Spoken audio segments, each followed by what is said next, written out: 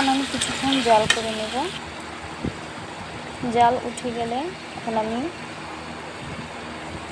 গরম মশলা গুঁড়ো, জিরে গুঁড়ো দিয়ে দিলাম। বেশিক্ষণ জাল করতে হবে না।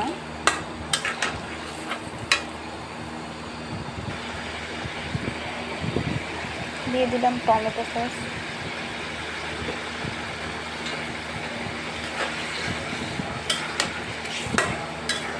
টমেটো সস আমি আগেই দিয়ে দিয়েছিলাম। এখন আমি মাংসগুলো তুলে নেব। ওই কড়াইতেই অল্প সাদা তেল দিয়ে আমি পোলাও চাল কষিয়ে নিচ্ছি।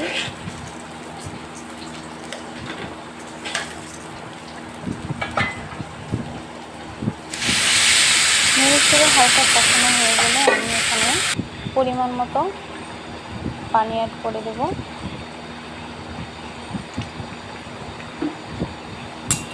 বলক এসে গেলে আমি দিয়ে দেবো এখানে লিকুইড দুধ।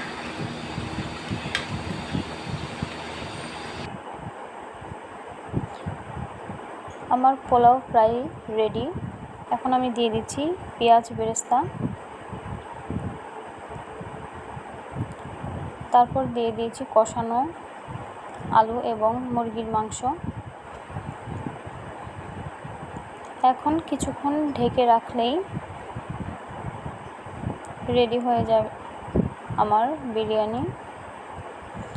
দেখতেই পাচ্ছেন কতটা পারফেক্ট হয়েছে। যারা বিরিয়ানি রান্না করতে জানেন না তারা এই ভিডিওটি একবার দেখলেই আপনারা শিখে যাবেন।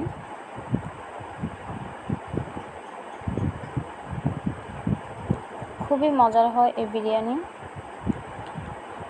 ভিডিওটি ভালো লাগলে অবশ্যই লাইক এবং সাবস্ক্রাইব করে পাশে থাকবেন। দেখতেই পাচ্ছেন কতটা পারফেক্ট হয়েছে আমার বিরিয়ানি রান্না।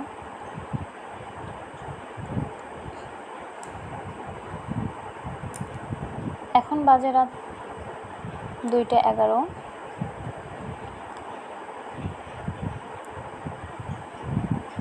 ধন্যবাদ।